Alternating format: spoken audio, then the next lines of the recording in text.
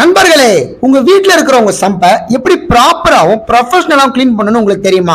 அதுக்கு தான் நாங்க உங்களுக்காக இருக்கிறோம் சென்னை ப்ரோ டேங்க் கிளீனர். நாங்க உங்க வீட்டுக்கு வந்த உடனே உங்க வீட்டு சம்பை ஃபர்ஸ்ட் திறந்து பார்ப்போம். சம்பள எவ்வளவு தண்ணி இருக்குன்னு சொல்லிட்டு சம்பள இருக்கிற தண்ணி எல்லாமே எங்க கிட்ட இருக்கிற மோட்டரை வச்சு ஃபர்ஸ்ட் நாங்க டிவாட்டரிங் பண்ண ஸ்டார்ட் பண்ணுவோம்.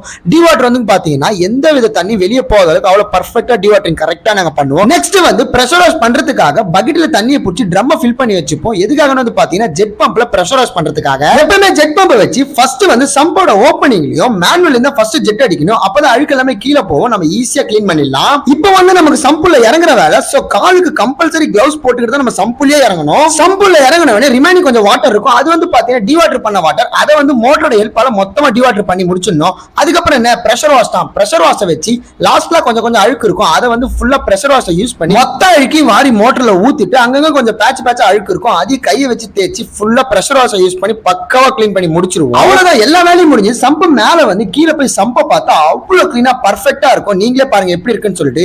இது வந்து பாத்தீங்கன்னா சாலிடா 1 ஹவருக்கு மேல டைம் எடுக்கும் ஒர்க்குக்கு. எவ்வளவு பல கண்ணாடி மாதிரி இருக்குங்க சம்பு, அந்த அளவுக்கு நம்ம கிளீன் பர்ஃபெக்ட்டா இருக்கும். ஃபைனலா கிளீனிங் முடிச்ச உடனே யூவி லைட் தான் போடுவோம். யூவி லைட் எதுக்கு போறோம்னு வந்து பாத்தீங்கன்னா சம்புல இருக்கிற ஃபங்கஸும் பாக்டீரியாவும் வராம இருக்கிறதுக்காகவும் அது வந்து சாகடிக்கிறதுக்காக தான் யூவி லைட் போடுறோம். எல்லாம் முடிஞ்ச உடனே கஸ்டமரை கூப்பிட்டு காமிச்சிட்டு தான் சம்பையே க்ளோஸ் பண்ணணும்.